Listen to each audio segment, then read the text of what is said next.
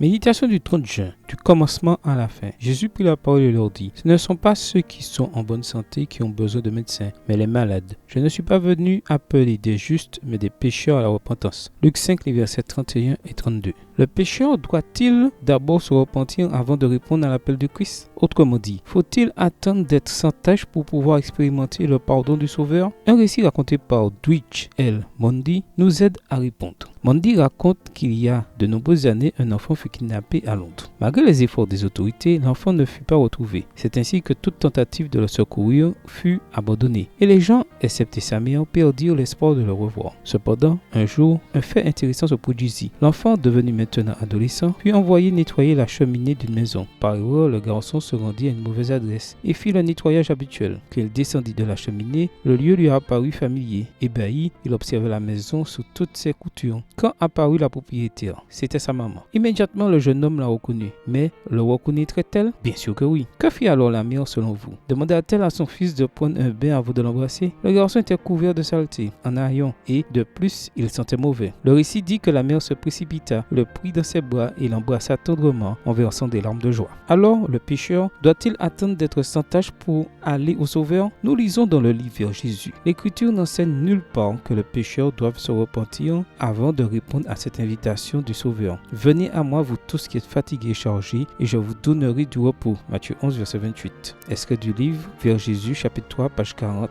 livre écrit par Ellen G. White. Pourquoi cela? Parce que c'est précisément une puissance émanant de Jésus qui nous donne la véritable repentance. Est-ce que toujours de vers Jésus, chapitre 3, page 40, écrit par Ellen G. White. Et parce que le Seigneur n'est pas venu appeler des justes mais des pécheurs, autrement dit, le salut est l'œuvre du Christ du commencement à la fin. C'est le Seigneur qui accomplit l'œuvre tout entière du commencement à la fin. L'âme condamnée à périr peut dire, je suis un pécheur et il est mort sur le calvaire pour me sauver. Il n'est pas nécessaire que j'attende un instant de plus avant d'être sauvé. Il est mort et ressuscité pour ma justification. Il me sauvera maintenant. J'accepte le pardon qu'il a promis. Extrait du livre Message choisi, volume 1, chapitre 62, page 459, livre écrit par Ellen G. White. Prière. Seigneur Jésus, je ne veux pas rester un seul instant de plus loin de toi. Je sais que je suis pécheur, mais par la foi, j'accepte que tu sois mort pour moi sur la croix. Que ton sang précieux me délivre de mes péchés et me purifie de tout mal. Amen. Bonne journée à vous et que le Seigneur vous bénisse.